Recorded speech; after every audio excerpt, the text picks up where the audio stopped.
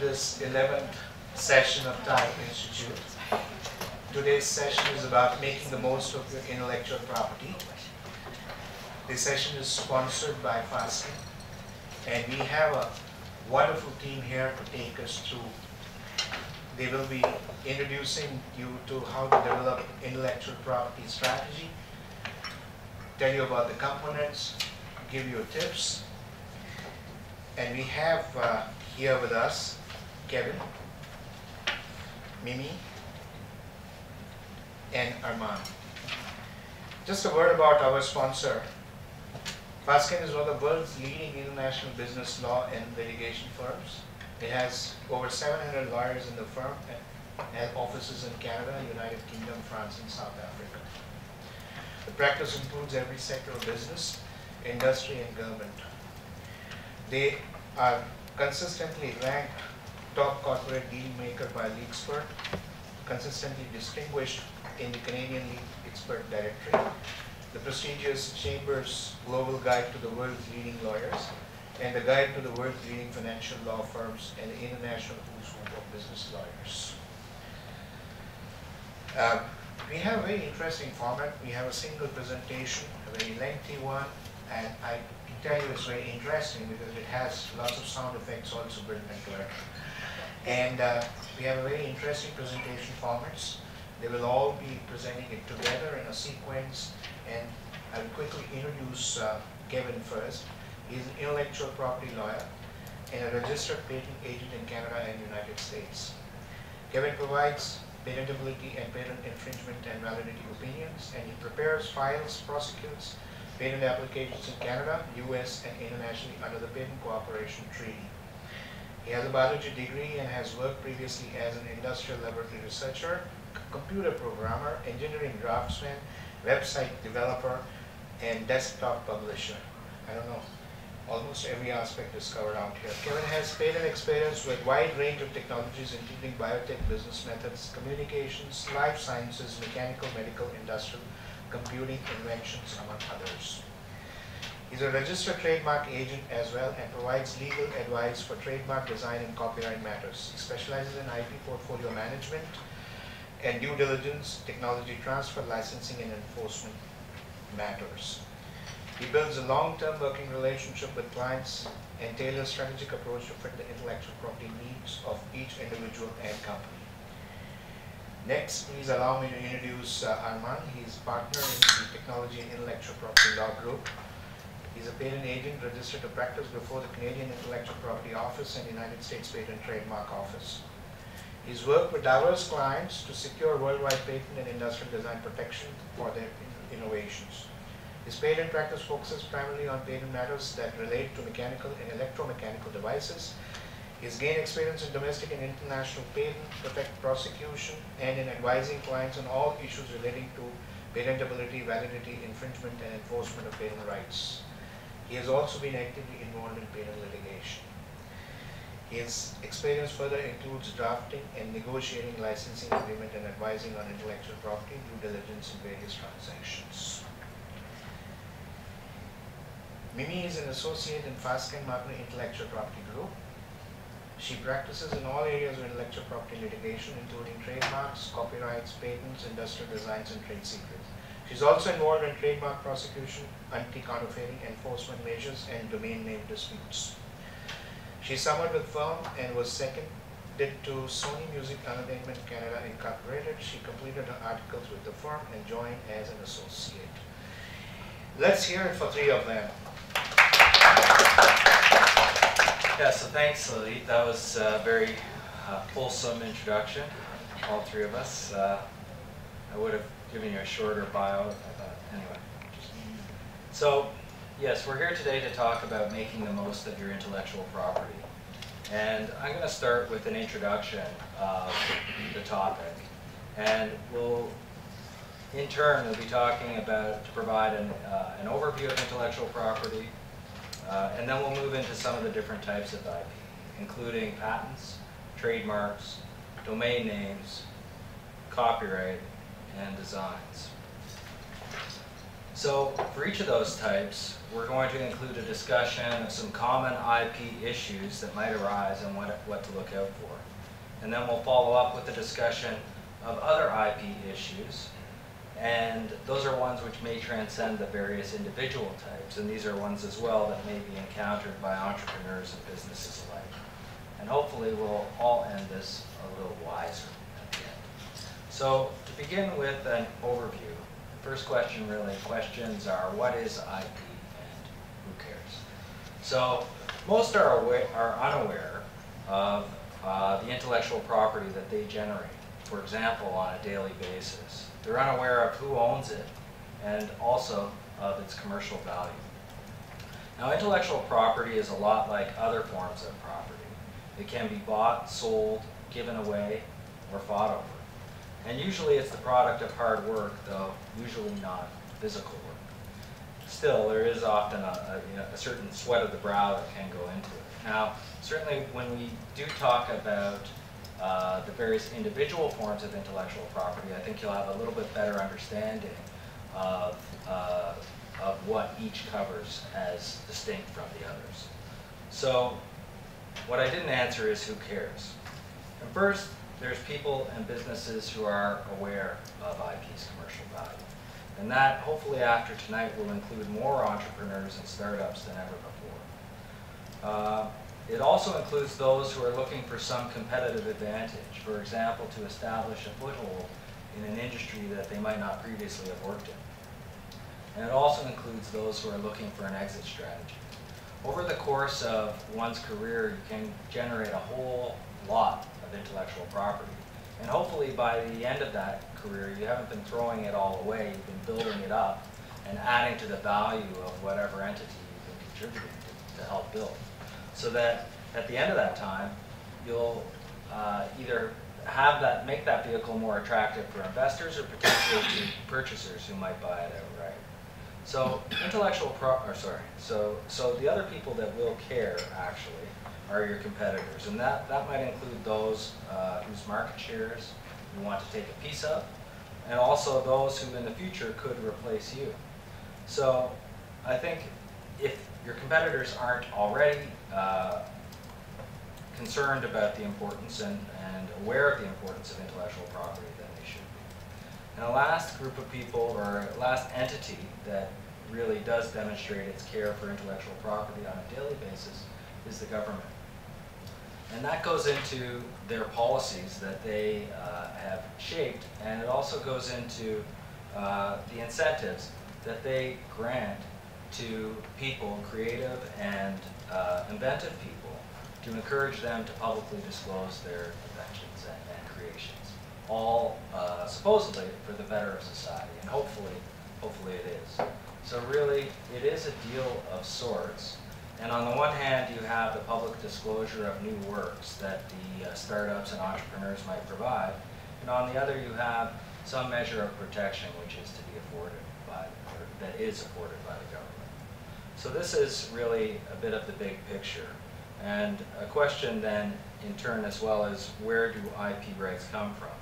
And as I alluded to, they are property rights.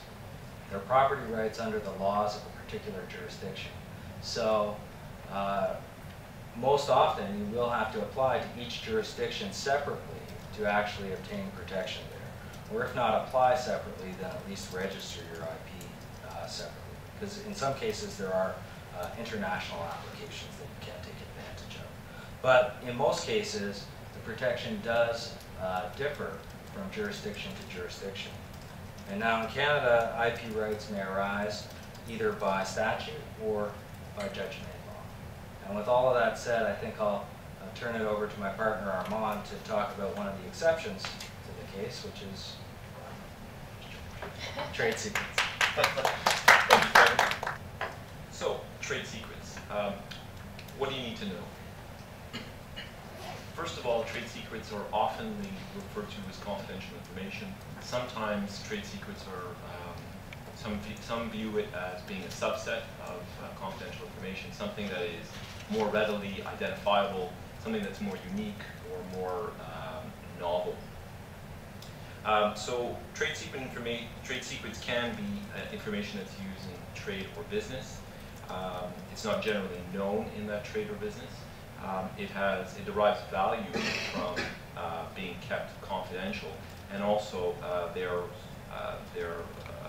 have been measures taken to prevent its dissemination to the public. So trade secret can take the form of, can be technical or more business type information. As you see, I've listed some examples here, some product information, some formulas, a recipe. Coca-Cola, the recipe for Coca-Cola or Kentucky Fried Chicken are the most obvious examples. You've got manufacturing processes, operational parameters. Other things could include, for instance, web searching algorithms, for instance, those used by Google. You won't see those disclosed in a patent. Typically that's kept as a very tight, close trade secret. And also source code. Sometimes it's kept as a trade secret. You don't want that being disseminated to the public.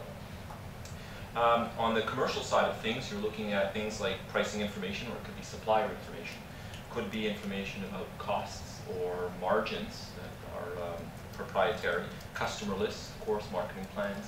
But other things like targets for M&A, mergers and acquisitions.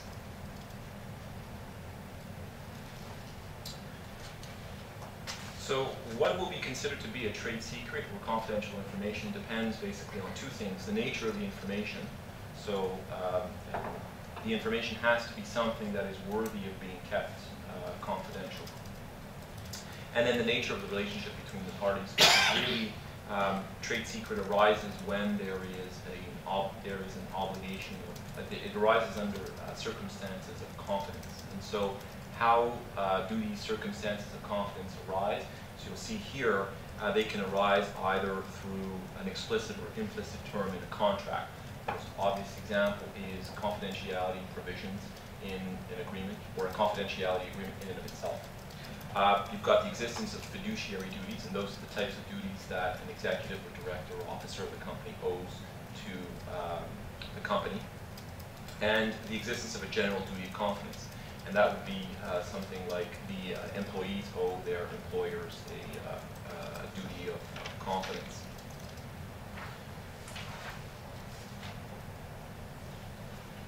So, common law prohibits the party to whom trade secrets have been disclosed to further disclose that without the consent of the owner. There's no trade secrets exist merely by the fact that you've taken steps to protect the information. You don't need to apply for trade secret protection or to register them. The protection lasts as long as you're able to maintain that information confidential.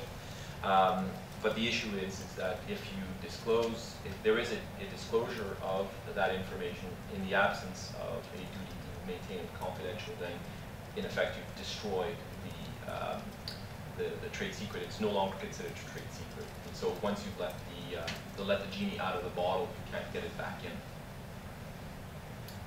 So what steps can you take to protect your trade secrets?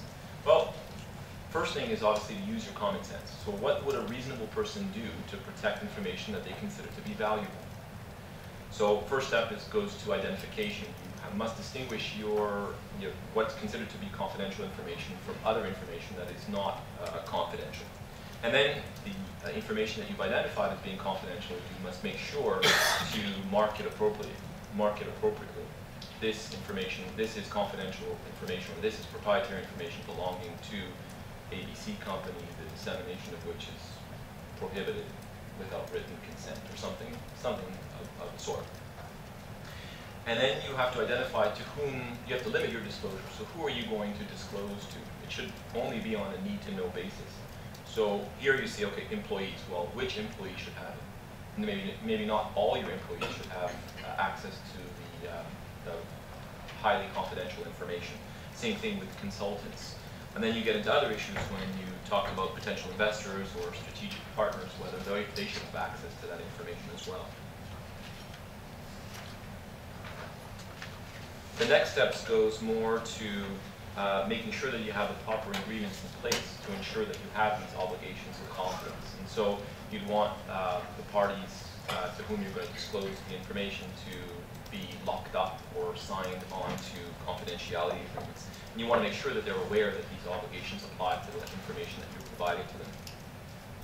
And these types of provisions you'll probably come across in a whole slew of commercial agreements, and whether they're supply agreements or license agreements or employee or consulting,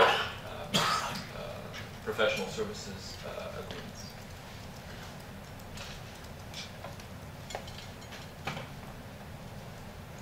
The next slide deals more with issues of physical or site security. So you want to make sure that your confidential information is maintained in a secure location that only a few people have access to. In connection with information that is in a digital format, you want to make sure that that's properly password protected. You want to make sure that you have policies in place, practices and policies in place for your employees to educate them as to how you should treat the company's confidential information and third parties' confidential information. And then, of course, obviously, you want to restrict access to your R&D areas where there could be sensitive information being either displayed or visible for someone passing by. And you want to make sure that you have the proper visitor sign-in protocols or procedures.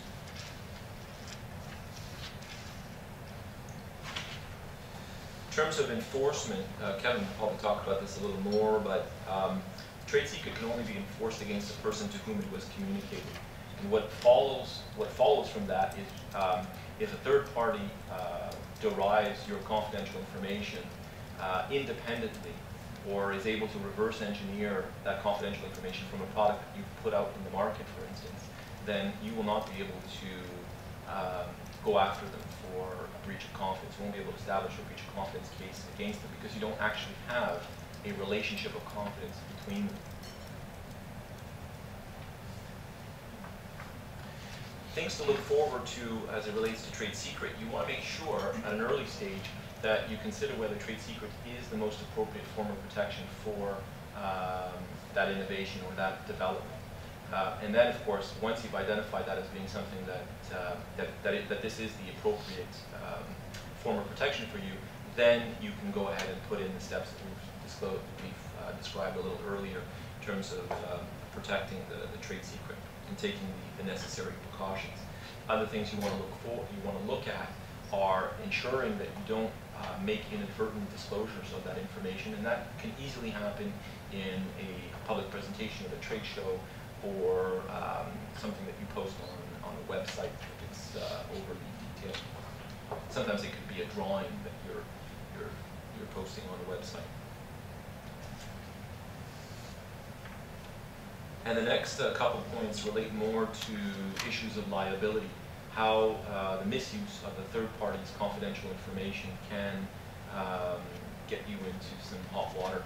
And so what can happen is you may enter into, as in the normal course of business, you may enter into various confidentiality agreements with suppliers or clients and customers. And you have to be mindful that these are not agreements that should just be signed and then filed away and never looked at. You have obligations flowing from those agreements. And you have to make sure that you're treating the information that's disclosed to you under these agreements with the proper care and attention. So you need to make sure that you're protecting the secrets that are being disclosed to you. And if you don't do that, then a third party can sue you for breach of contract or for breach of confidence. In addition, you want to make sure that if you're hiring employees who have come from a competitor, or if you have come yourself, you are creating a competitor to a former employer, that you're not using their confidential information, or that your employers are not using any confidential information. And so now we move to the next aspect, which deals with patents. So what are patents? They're basically a state created monopoly, if you will, It's a right that is, the state gives to the patent holder certain exclusive rights within a particular jurisdiction, within a particular time period, in connection with an invention. And typically the time period is 20 years from the date of filing, although there's some rules and exceptions and whatnot. And so then the exclusive rights that a patent holder holds, as the slide indicates, are manufacturing, using, selling, offering for sale to others, importing. And it's all limited to a particular jurisdiction, because patents are national creatures. So going back to the point that Kevin raised earlier, if you want to obtain patent protection in Canada, you must file a patent application in Canada. If you want protection in the States, you must file a separate application in the States, and so on and so forth. So the bargain, the bargain theory for patents basically is the inventor or the patent holder will obtain a 20-year monopoly where he gets the exclusive exercise of these rights. In exchange for that, the public is enriched by the advances in the technology that the patent holder has described in his application when the term has run out. So suddenly, after the 20-year term, the information in the application, in the patent, suddenly becomes public domain, and then everyone can use it without having to account or pay royalties to the patent holder. And that's how things sort of get built up, and that way encouraging further innovation.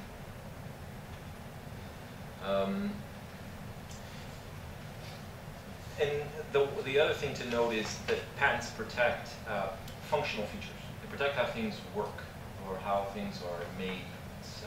It's not a right that will protect how things look. So what are the different categories of invention? These are taken straight from the Canadian Patent Act, and you see there's machine, process, manufacture, composition of matter, and art. Art here is an application of knowledge to effect the desired result. And what's excluded from patentability are basically ideas that have no practical application. The idea of a patent is grounded in practice. It has to have a practical application. So you can see what's excluded from patentability are things like abstract theorems, scientific principles, unapplied mathematical formula.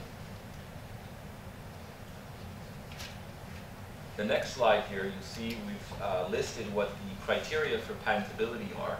And so these are novelty, utility, non-obviousness, and patentable subject matter. So novelty, as the name suggests, refers to the criteria or the requirement that the invention must be new. So in order to be new, it can't have been previously publicly disclosed. And so there are two ways before a certain relevant date. And there are two ways you can get a public disclosure. You can either, the public disclosure can occur either through the applicant, through you, or, and you could do that through, for instance, a public presentation, distributing brochures and materials at a trade show, things of that nature, or even, for instance, testing a prototype in public. That could also constitute public disclosure. Third-party public disclosures are similar. They arise under similar circumstances. It could be a third party making those presentations or selling a product that embodies the features of the invention. And basically, what the impact of a public disclosure is that in effect, it destroys the novelty. Something that is already in the public is no longer new, and so cannot be deserving of patent protection. So here you see the relevant date is going to be the date that you actually file the patent application, or if you've already filed a previous application and you're within the 12-month priority period, it will be the actual priority date. The other thing to keep in mind here is that there are basically two classes of novelty rules, and it'll depend on the country you're looking at or the country that's of interest to you. So there are certain countries that provide for grace periods for disclosures. You can find Canada and US included in those countries. And basically, those countries allow you to make a public disclosure without it adversely impact on your patentability, provided that you file a patent application within 1 year of that public disclosure. So say today you take your product out and you display it at a trade show. In Canada and the US, you would not be prevented from filing a patent application, provided that you effected that filing before November 29, 2013. Unfortunately, that's not the case in every single jurisdiction. There are other jurisdictions that are known as absolute novelty jurisdictions. And in those jurisdictions, as the name implies, the rule is much more strictly applied. There are no grace periods. And so if you disclose today without an application, you're basically prevented from filing an application in those jurisdictions. And so those jurisdictions include, for instance, Europe and Japan. So significant jurisdictions. Now, that being said, the patent offices do not verify whether there's been a public disclosure. So in some cases, you say, well, you know, how is the patent office going to know that I didn't file that I disclosed it at a very specific trade show or whatnot? And the difficulty arises is you can spend a lot of money filing an application that that has issues with novelty or some of the other criteria. But ultimately, where it gets sorted out is if and when the patent gets enforced, and a defendant starts to ask questions and to dig deeper, and suddenly you can find yourself on the wrong side of an invalid patent, and so you will be unable to enforce it. Next, we move to the criteria of non-obviousness, and here it's the invention must not be obvious to a person skilled in the art to which the invention pertains. So the real question is what I've invented deserving of patent protection? And so if it's something that's akin to a machine shop improvement, if it's something that, let's say, an engineer would look at and say, oh yeah, that's an easy fix, I can do that. Or, you know, I'll replace this type of fastener with another type of known fastener. Well, that's not something that would typically be deserving of patent protection. And so the patent systems typically will not reward that level of innovation by granting you exclusive rights. And then another concept that you might come across is the concept of prior art. And prior art basically is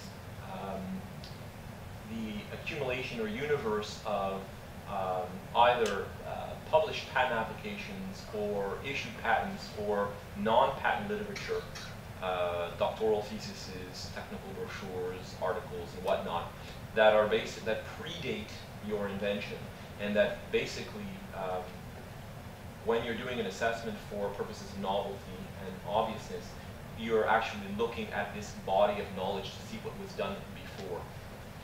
So because you're basically comparing, here's the invention, here's what was done before. Is this invention significant enough? Is it new, first of all? And is it significantly inventive enough over what's already been done in order for me to deserve patent protection? The next element is utility. So the invention must be operative, controllable, and reproducible. And it actually has to work. So a time machine, an application for a patent application for a time machine typically will not work. A perpetual motion machine, no luck. So, and other things in terms of reproducibility, you're looking more at inventions that rely on, for instance, a very specific skill set, professional skill from the person working the invention. So the trick is that you have to be able to consistently obtain the same results.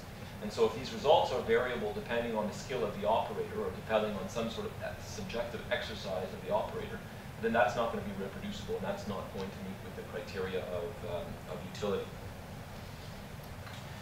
The next criteria, the last criteria, is basically patentable subject matter.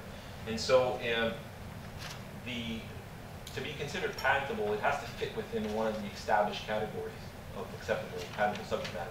And those go back in Canada, and I'll go back to the listing of those 5. It has to be either a machine or a process or an art or a composition or a manufacturer. If it can't be shoehorned into one of these 5, then it won't be considered to be patentable subject matter. And the interesting thing here is that subject matter requirements or laws vary by jurisdiction. You can see here, and you can see here, I've set up some examples in terms of looking at methods of medical treatment, higher life forms, and business methods, and you can see how in some jurisdictions they are patentable and some of them are not, and it's kind of hard to see where the rhyme and reason is in that. I mean, there are policy reasons why, for instance, methods of medical treatment of higher life forms are not patentable in Canada. So how do we go about obtaining patent protection? So you can only obtain patent protection by filing a patent application. What an application consists of is a very detailed description of the invention, how it works, how it's constructed. Usually it's done with reference to flowcharts or drawings, and it terminates with claims, which is basically the most important part of the application. The claims basically set out the scope of protection that you will be afforded to the invention. And here you'll see we've sort of a list here of what the various parts of the patent application: background of the invention, the summary of the invention, the brief description of the drawings, detailed description of embodiments of the invention, claims and abstract. And all these pieces fit like a jigsaw, and they all serve the common purpose of supporting your claim or supporting your request for having a patent granted for what you basically claimed, what's included in your claims. And so when you look at the first part, background of the invention, that's basically a discussion of what was done in the prior art. And in essence, it's a marketing piece. It's addressed particularly to the examiner that's going to look at the case. And you're trying to create, if you will, or explain why the invention is so novel or so obvious. You're not necessarily doing it as expressly as that, but you're providing a review of, this is what was previously done in this area and is woefully deficient because of A, B, C, and wouldn't it be great if we could devise a system that does this? Without necessarily telling them what it is in this section. In the next section, the summary of the invention and in the detailed description of the invention, you then go on expounding what the attributes of the invention are and how they end up solving these problems that you have built up in the first section to begin with. The summary of the invention is used primarily to somehow restate what the subject matter of the claims are. Sometimes you'll find some attributes of the invention listed in there. Brief description of the drawings, self-evident. The detailed description of the embodiments of the invention, we refer to embodiments of the invention. An embodiment is one way of applying the principles of the invention. In some cases, you may have an application that has 10 embodiments. You may also be familiar with the term preferred embodiments as being the best way or the best mode of practicing the invention. And lastly, you get these claims, these paragraphs. And they're based on a very archaic form. You could have a sentence, you could have a claim 1 that is 3/4 of the page long and is a single sentence. And so you typically have 3 parts to it. You have a preamble, you have a transitional verb, and then you've got the body of the claim. And it would read something like a system for chipping wood comprising, and then you're actually identifying the structural features of that wood chipping machine. So it's got a body, it's got some blades, it's got a motor, and you're adding the mortar or the cement between these various parts by explaining how they are connected to each other or interoperate to achieve the wood chipping activity, for instance. And here we have we can just have a quick discussion as to what the stages are in the life of a patent application. So we've got the drafting process. This is where you meet with your patent agent and you discuss your invention on the basis of the description that you provided to him or her. That person then goes ahead and prepares draft application in the format that we've discussed in the previous slide. Costs associated with drafting. Everyone's always interested in costs. They'll run the gamut, depending on what kind of product you're looking for, depending on how many different embodiments you have, depending on how many claims you have. practice area specific as well. So ballpark, most cases start at about 25 or in the area of $25,000 and then can go up. Some of them go down. Really depends on whether you're going to draft a provisional case or a non-provisional case. And we can talk about that a little later. Maybe you have some questions on that later. Well, once the application process, once the drafting process is done, and it's typically routinely done within a 4 to 6 week period after the agent has received all the information, although to be honest, it can be done as short a period as 2 days or 2 weeks, depending on what the exigencies of the situation are. Once it's drafted, it's pretty, we then file it. At that stage, you decide where you want to file it. Is it Canada? Is it the US? Is it Europe? Is it China? It has to be filed at the national office of that particular country. You pay the fees. The application is received by the patent office and gets picked up by the classification department, who then looks at the abstract, looks at the claims, and says, okay, this relates to a wood chipping apparatus, falls within a certain number of classes or subclasses of the technology. The USPTO and other patent offices have a specific taxonomy as it comes to classifying areas of technology.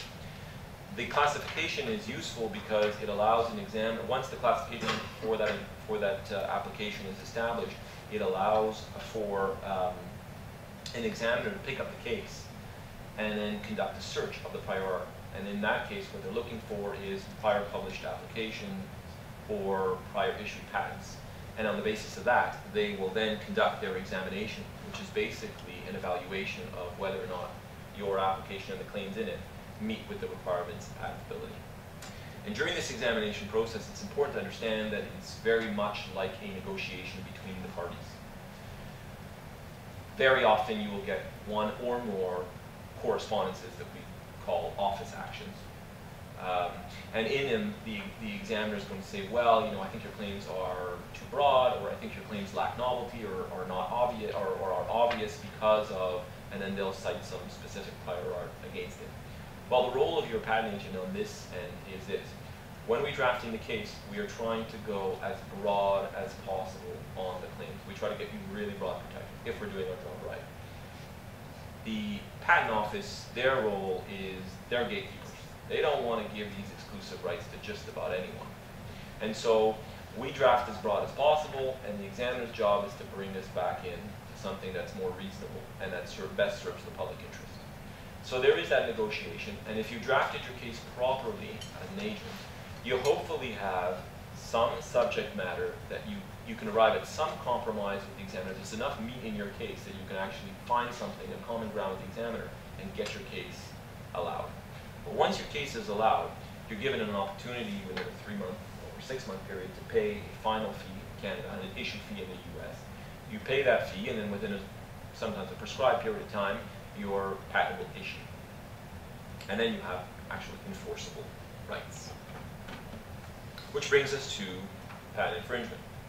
And so patent infringement occurs when a third party basically exercises one of these exclusive rights that only the patent holder can exercise without the consent or without the license of the patent holder. Now, a question that often arises is, well, I've got a pending patent application. We filed it 1.5 years, 2 years ago. I looked at my competitor is selling a product that is exactly like mine. I'm sure he's infringing. I want to send him a cease and desist, and I want to immediately sue him for infringement. Well, your rights, and I guess Kevin is probably going to sort of touch on this a little more, but your rights, your patent rights, only crystallize once your application matures to patent. So it's premature for you to bring an action for infringement when your application is still pending. And the reason for that, quite simply, is your claims are in a state of flux.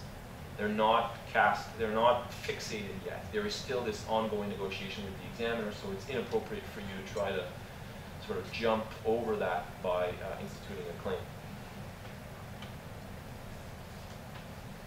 So what do you want to look out for when you're considering getting patent protection? So, as you can clearly see from the presentation, procuring patent protection is complicated. There are a lot of rules, and they vary by jurisdiction. So you've got to know sort of what the minefield is. It can be quite costly, and the costs typically, you know, we bandied about some numbers, $25,000 for a draft application, or lower or higher, depending on how much work goes into it. But also the other things you have to keep in mind is you've got the government filing fees. You've got, in certain jurisdictions, you must file through a foreign associate. So in that case, you have foreign associate fees.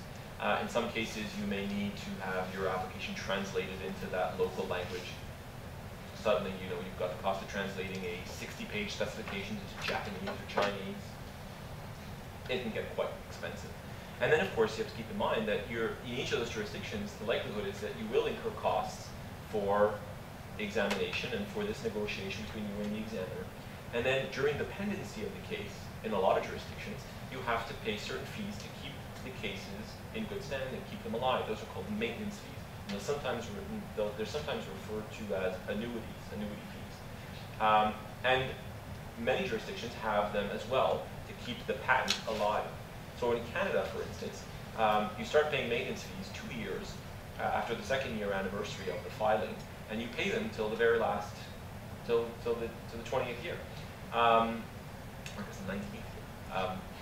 Whereas in the US, for instance, you don't have to pay maintenance fees during the pendency of the case, but once the patent issues, you then pay them at the 4-year mark, 8-year mark, and the 12-year mark after issuance. And so the price varies, but it's an additional cost. In some cases, you may have a cost associated with with preparing technical drawings. Those can be quite specific. They're in a very technical format.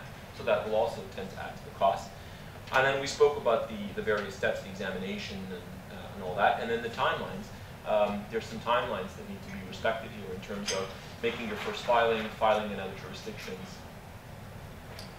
And then, of course, the most important, what kind of protection are you actually going to get when this patent issues?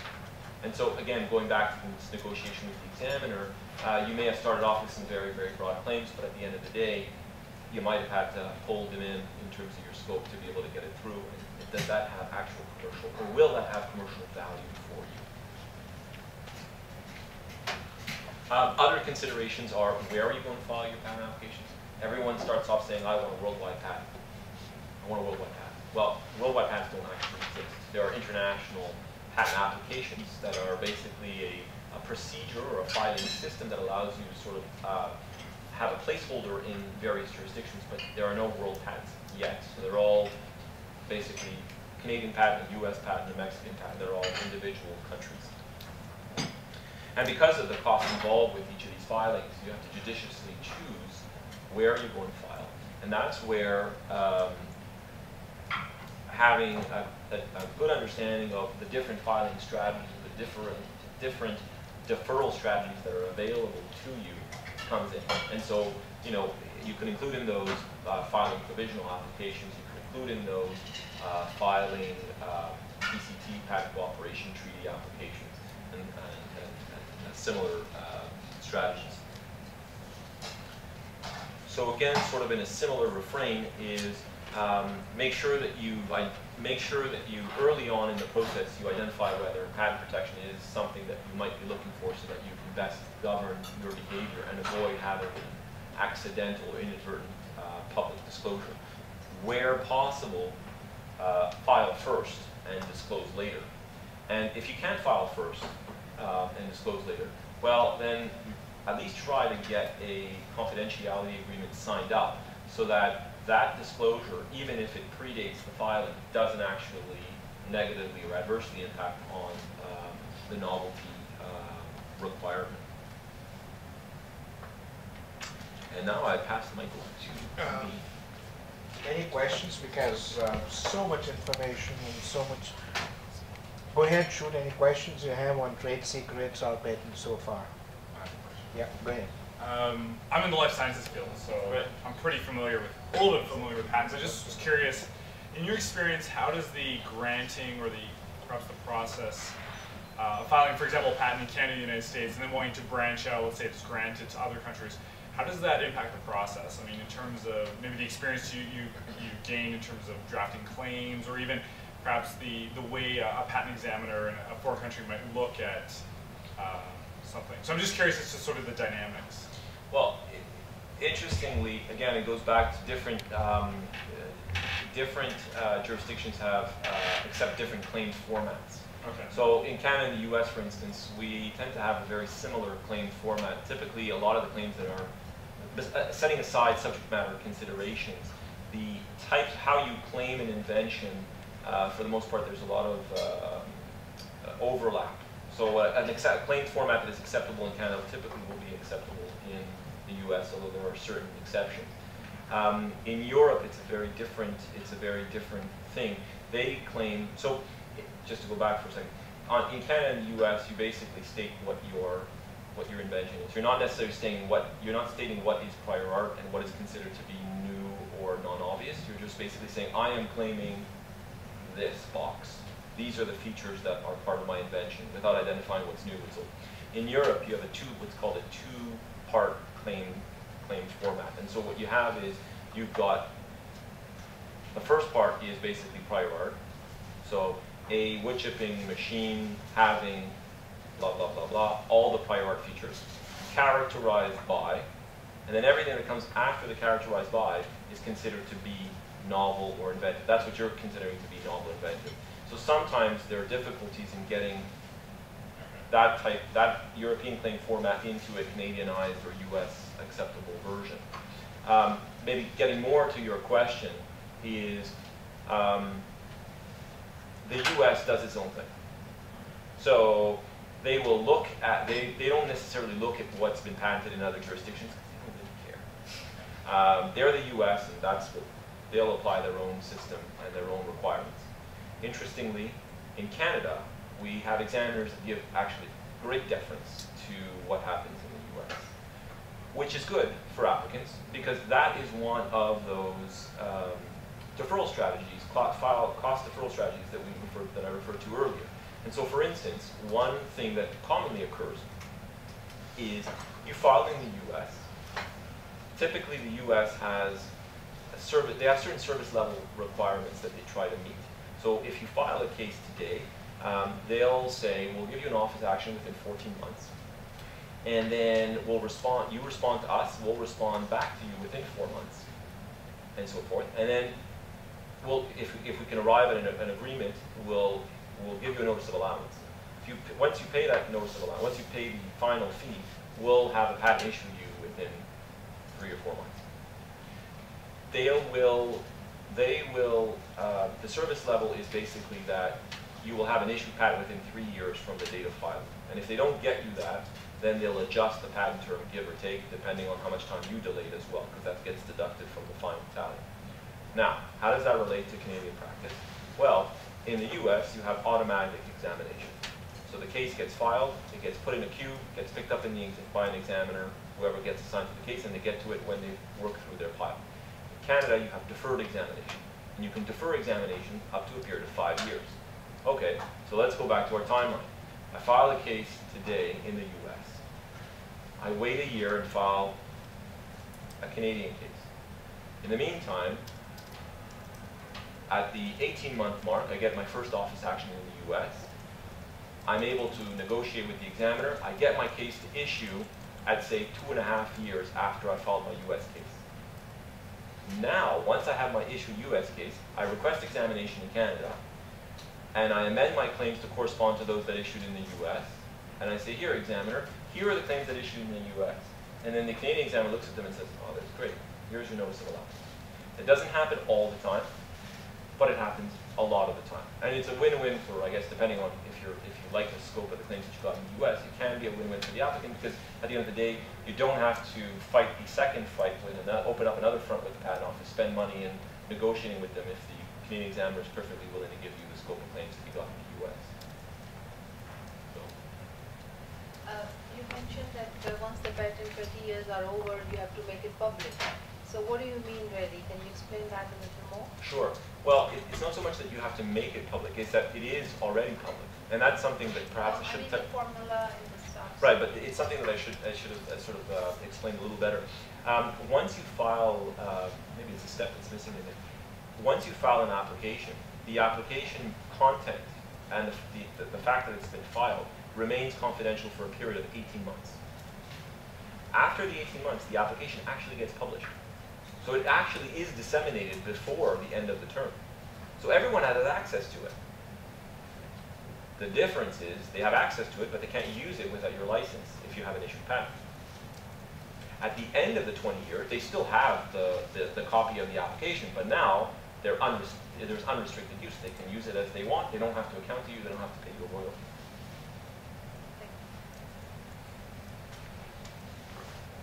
You mentioned something about provisional Speak patents. loudly. You mentioned something about provisional patents and non-provisional. So what are the big differences? Right. So the differences are provisional applications are U.S. Creatures, and as the name suggests, they have a very limited shelf life. They last for a year. They don't actually, unless you actually take active steps to convert a provisional to a non-provisional application, they typically will die within a year. They never mature to patents. So what is a provisional application? A provisional application basically is an informal application. It can be as rough or as raw as you taking a drawing, making some scribbles, putting a cover sheet and filing that at the USPTO. The patent office doesn't actually pick up the case for examination. It just holds it on record. And so you ask yourself, well, what's the use of that? Well, the use of that is this. The provisional application is typically used as a way to obtain what's called a priority date. And so what you do is, it's commonly used in situations where you don't have time to draft a full-blown case. You don't have 4 to 6 weeks to have a 50-page spec drawn up. You're going to a trade show Monday. I've got 3 days to crank up an application, rough. So you do your best effort. You slap a provisional cover sheet, you file it with the patent office. You get a priority date. What that priority date does is once you need to file a non-provisional case within 1 year of that. But you're filing if you do it within the 1 year, you'll get the benefit. Your non-provisional case gets the benefit of the earlier priority date. It's almost like you're able to backdate your case, which is great. Because what might have happened is you filed your provisional, say today, you had a trade show tomorrow, and then you filed your case, say on Monday. You